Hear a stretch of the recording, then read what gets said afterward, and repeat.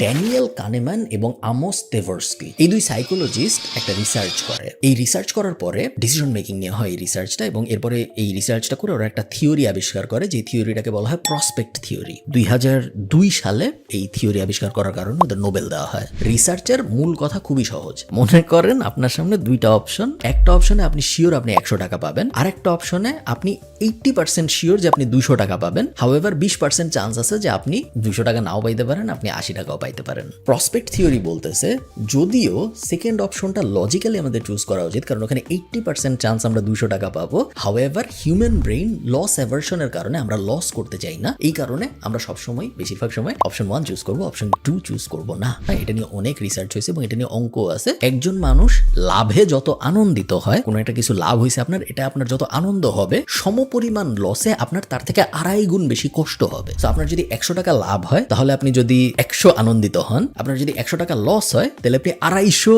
দুঃখিত হবেন। আমি জানি না আমি বোঝাইতে পারছি না।